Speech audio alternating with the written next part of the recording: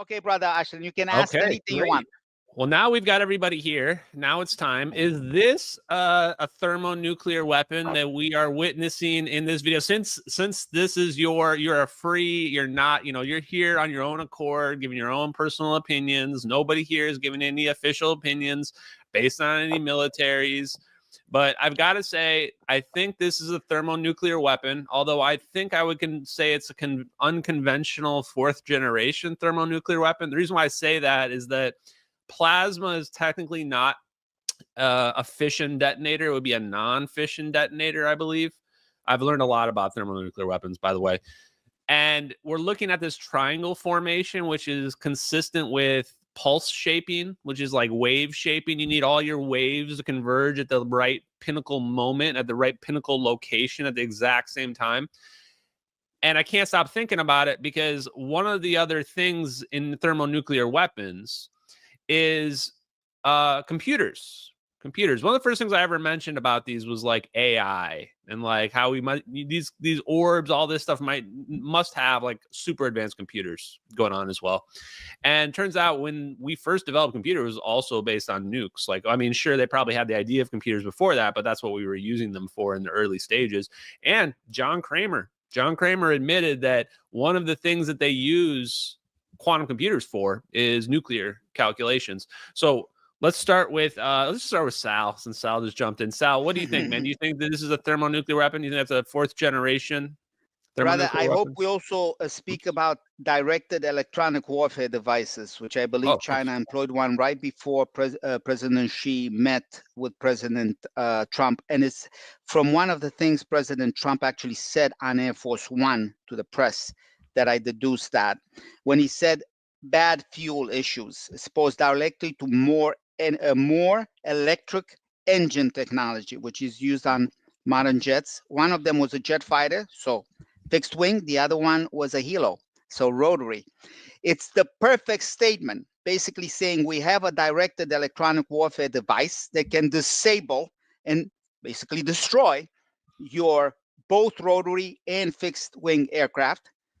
Hence, be careful with Taiwan, ...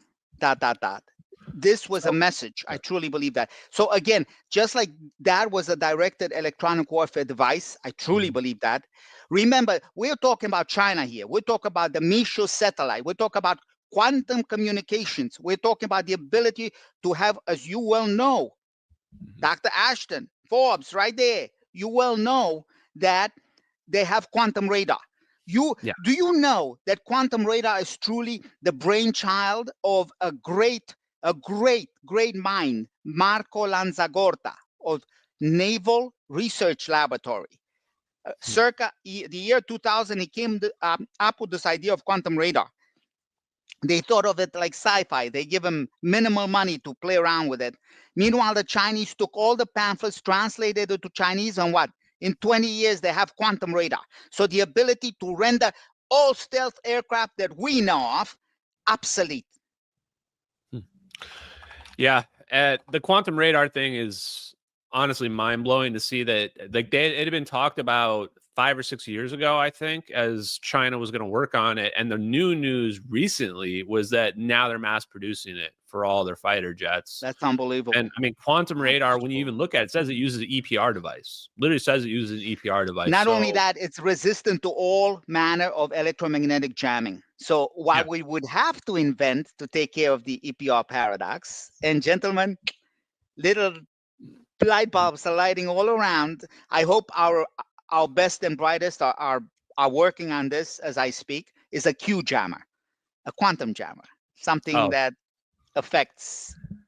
I've been wondering too, is that because so you kind of danced around the question, but you did say that you think that it might be it's a directed weapon, sir. Absolutely, I agree with you 100%.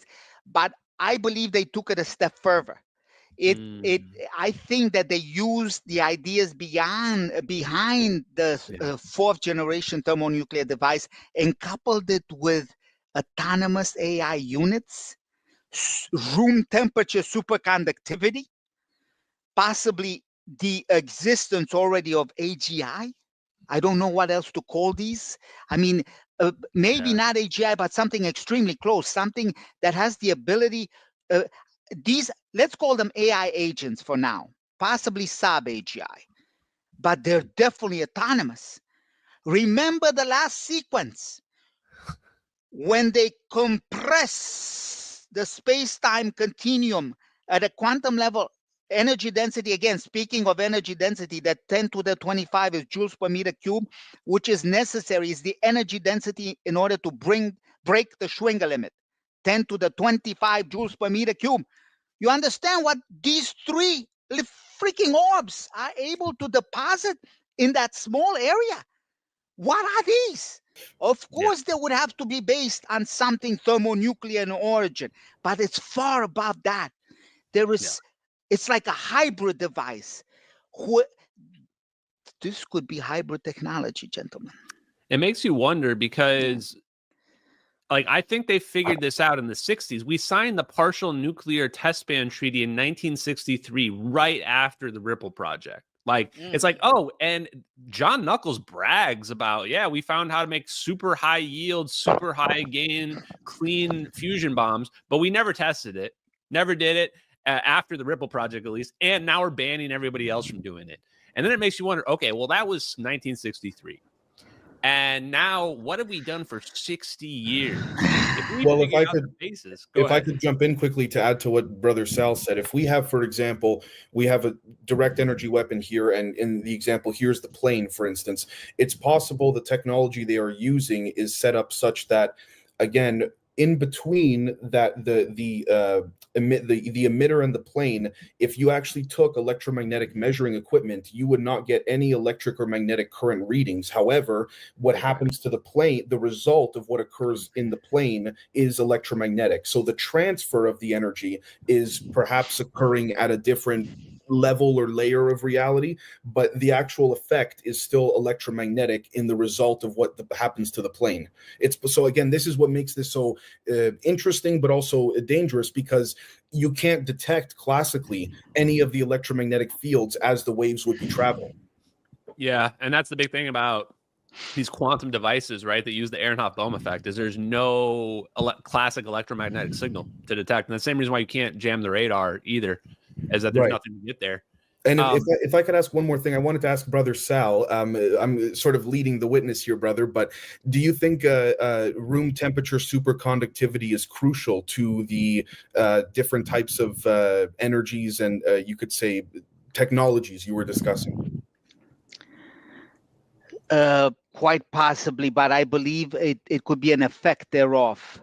There's something greater that generates this. Got you. And I believe that Brother Ash and you and I have all talked about this nonstop, basically. You drive a non-equilibrium plasma, a non-linear medium, far from equilibrium, while still inducing an energy flux within it, which means what? The engineering of the Prigozhin effect. Can I say, Sal, I want to say something, and I'm going to say just one sentence, and then I'm going to stop.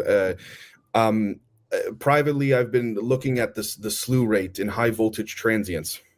Oh my God, Charles Proteus Steinmetz. Speaking of which, Brother Ash, we got to talk about the plasma disruption fusion weapon. That's really based on the plasma compression fusion device, with a little added, let's call it a Z-pinch with a fusion twist. Gabriel Krone's model for a space-time metric was very interesting. He viewed the space-time metric as one big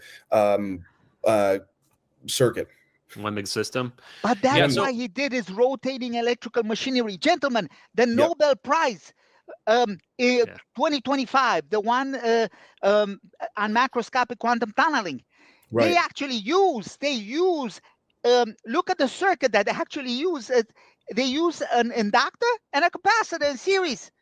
Hence, frequency vibration. Frequency vibration on the order of 1 divided by square root of LC. Oh, okay. I'm sorry, Brother Sal. I thought we weren't going to say. Okay, so it's an LC circuit. Yeah. And I mean, if you just look at what a qubit is, I mean, a qubit's just Josephson junction. It's just two Josephson junctions forming a squid, or a Josephson junction forming a squid, and then connected to a capacitor with a pulse current through it. Like, wait, what? That's all it was. When I figured that out, I'm like, wait. Here's another thing that's again, simplicity and minimalism. Well, all the greats have based their ideas on Occam's razor. Right, I agree. If I can mention, Ashton, this is for you and your audience. I want to mention, I know Brother Sal knows all about this, but if you took, for example, we know about Josephson junctions. You have a superconductor, an insulator, then another superconductor. Okay, there's another phenomena you can invoke that combines the squid phenomena with the Aronoff-Bohm effect. It's simple. If you take a superconductor and then a normal piece of metal instead of an insulator, and then another superconductor beside it, you actually get Aronoff-Bohm phase modulation effects just by pulsing the junctions with voltage. Really? Wow. Yeah. Well, we know that there's been production of anomalous hydrogen in low energy nuclear reaction experiments. They can't. Yeah, and you talked about low energy nuclear reaction, and the common theme I've seen is vibration amongst all these things. And I mean, Sal just mentioned the equations for time and relationship to frequency as well. Not just vibration. Brother Ash, this is key. Accelerated vibration. Again, you drive your system far from equilibrium. This is key. You drive a non-linear system far from equilibrium. With if I could say quickly, with pulsed high voltage transients. Let's go back. Let's lower our level down now, so we're not super in the math, physics for everybody. Because I know there's just normal people that are watching too. So let's go back, talk about the orbs for a second, because AI definitely, in my opinion, I think the only question is, are we dealing with a AGI, or is it more of like what Sal was talking about, autonomous AI, machine intelligence, right? But like you look at how these orbs are flying around, and it's gotta have complex math going on for 3D vectoring through the sky. And even if without that, the equations, like the whole thing about reaching the Schwinger limit, and the whole thing for why people don't think nukes can manipulate space-time is that we need this huge amplification of energy, massive amplification of energy. The math must be perfect, right? Like we need the orbs to be perfectly equilateral when they're converging on each other, and it can't be off at all. If it's off by even a little bit, then the amplification doesn't work correctly, right? Like it needs to be, and that's what all the physics and stuff around thermonuclear weapons is all about. It's all about figuring that out and using these super powerful computers. So to me, it seems really obvious that we must have really advanced secret computers, potentially to the idea, even to the level of them being almost sentient.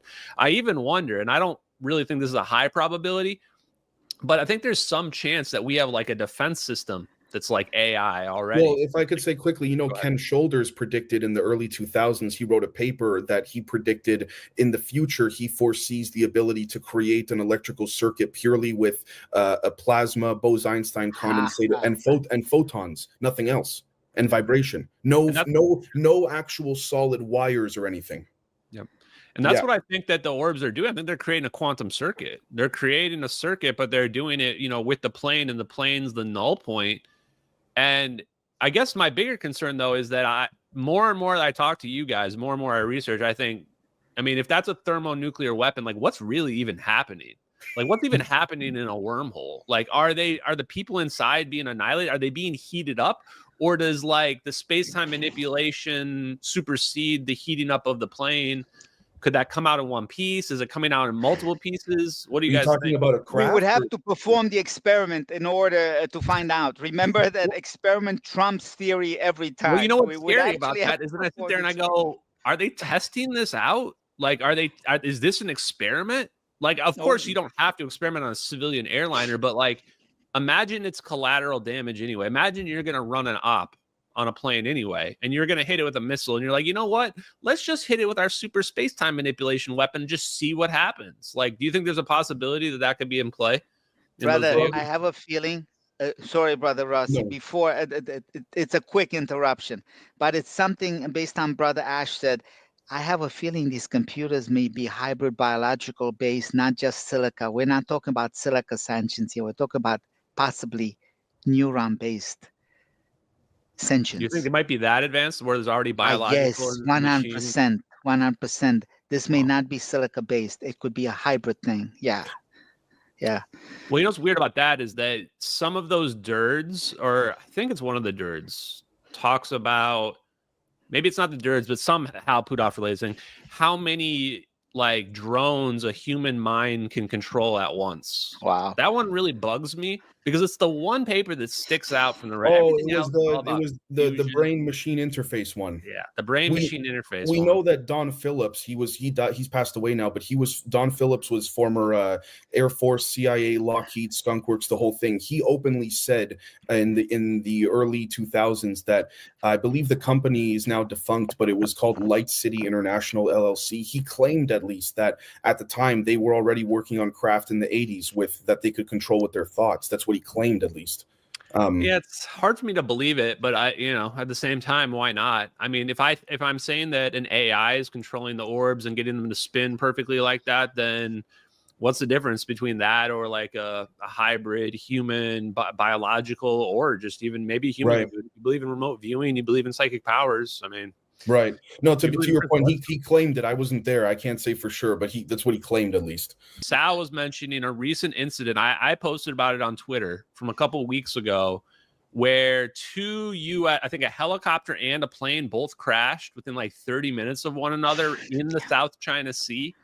And Trump, the excuse that was given was bad fuel. Just like, what? What does that mean? How many planes got the bad fuel? How did we figure out that it was bad fuel so quickly? Well, if I could say quickly, it's kind of like when it was a show of strength, brother. It was a show of strength right before trade deal. It was a coup de grace by one of the greatest diplomats of all time. And if I could, Xi of China. Yes. And if I can mention as well, I'm not saying that I know this for a fact, but I speculate that when you look, for example, I think it was earlier this year or last year when the former supreme leader of Iran, when his helicopter mysteriously crashed. Oh, yeah. The timing of that seemed to me like someone was sending them a message. But again, I don't have the facts. So this is my speculation. Yeah, the hard part with this is like, and I'm curious of your guys' opinion, especially on this, is like why I'm careful about sharing some of this stuff is like when you know what's possible, it's pretty easy to be like, that helicopter going down when there was two other helicopters and there was like no bad weather, just randomly going down. That's pretty crazy. Or, I mean, this incident too, I got to agree with Sal, like, coincidence. Bad fuel's a bad excuse. Yeah. And for just planes, like military planes, just go down. Like but bad fuel speaks to more electric issues, right? Which is what they use in their engines, right? Yeah. Right. I mean, it's hard, and anyway, I think this is where and how do you affect an electric engine, a directed electronic warfare device. Weapon. And this is where we have to be careful, right? Because I'd put it in a satellite in a polar orbit, and I'd have a constellation of these, 6 of them to be more exact. But anyway, all right. And this is where we have to be careful, though, because I mean, we talk about physics and science that is, in my opinion, highly credible and maybe real. Sorry, maybe the satellites are in a rosette geometry. Who knows? Oh my God! Yeah. But this is where Tom Bearden got in trouble, right? Because he starts talking about making earthquakes. Oops.